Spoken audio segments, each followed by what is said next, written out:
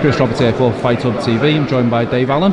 How's things? Very well, mate. Thank you. You're looking well. Things just before Christmas in Manchester when I spoke to you last. Yeah. How have you been keeping since? Really well. The Browne fight got called for soon after, and you know, I've been getting in shape ever since. You know, so yeah, we're going really well. I know you've been in with some top operators. You know you've sparred many top operators as well. Is this the biggest fight of your career? Yeah, it's the biggest fight of my career. I don't think he's the best fighter I've fought. You know, the best Lucas Browne was a very good man. I don't think that's what I faced on April 20th, but I still faced a good fighter nonetheless. And you know, it's definitely the biggest fight of my career, like you said. Did you watch any of his fights in Scotland recently? Yeah. Were you there for it, or were you I didn't go. I watched it. Yeah. It was nerve-wracking. It was close. I thought he nicked it. I thought he boxed better than people think. Sokos is a decent fighter, but no better than that, really. So, you know, on that showing, I've got to beat Lucas Browne and do it in good fashion if I'm going to go anywhere, really.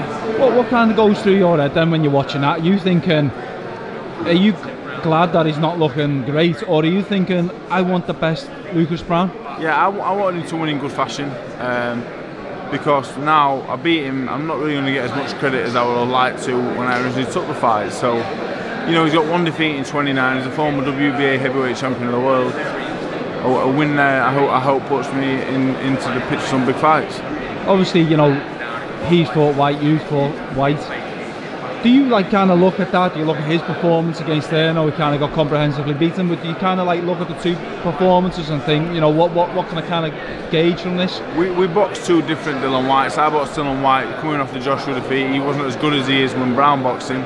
Browne was in awful shape that night. I expect Browne to be the best version of himself that he can be now.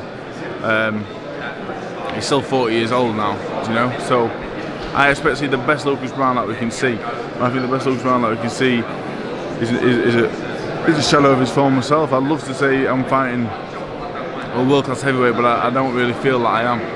Have you got to be careful that you don't kind of, I don't want to say get complacent, but yeah, I suppose get complacent on the back of his recent performances and saying that he's not kind of the Lucas Browne that was, because he can still be, despite his age and whatever, a very dangerous heavy hitter. Yeah, you know, the books have made me a favourite, which was really surprising to me, because really and truly, you know, I've not really performed great in any fight, really. You know, I've shown flashes here and there, but I've not put it together over 10 or 12 rounds.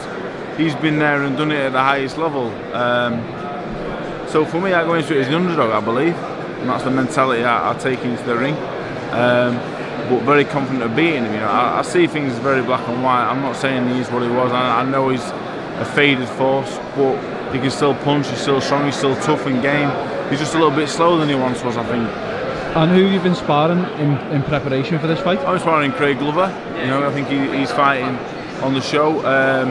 Mark Bennett, Ellis Machin. I'm sparring lots of heavyweights, lots of young up-and-coming pros, big lumps like Lucas Browne. Sparring Derek Storer next week. So it's been good. I've done more sparring for this than I have from the last 6 fights. I prepared as good as I can. This is as good as I'm going to be. There's no excuses. It's just let's just see how good I am now. I don't know myself. Let's see. David Price is on this undercard this Saturday. I've asked you this before. It's a fight that's kind of been, you know, touted around in the past. It's kind of gained popularity, then it's dipped off.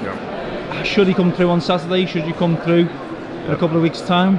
Would you entertain that fight? I think both of us, if he wins Saturday and I beat Browne, I think we're probably looking at bigger fights than each other. You know, I'm looking at bigger than David Price, and he's looking at bigger than David Allen, I guess. So it's not a fight I'll be shouting out for. It's not a fight I'm really massively interested in. I think there's bigger fights out there, and he will think the same as well. But I'm sure one day it must happen eventually. I think. Yeah. I think it's a fight that should happen. Really, I say it's got, you know, a bit of history.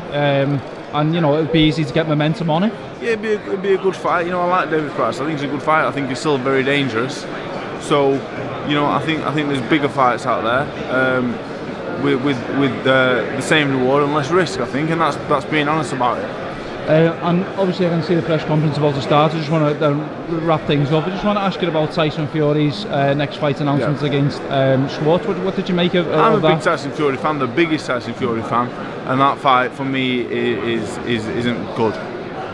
It's not even not bad. It's poor. Schwartz struggled to stop Nebo. It wasn't a genuine stoppage. I got him out there in a minute. Gashi gave him all kinds of trouble, and Chisora's getting pelters for fighting Gashi, so it's a poor fight.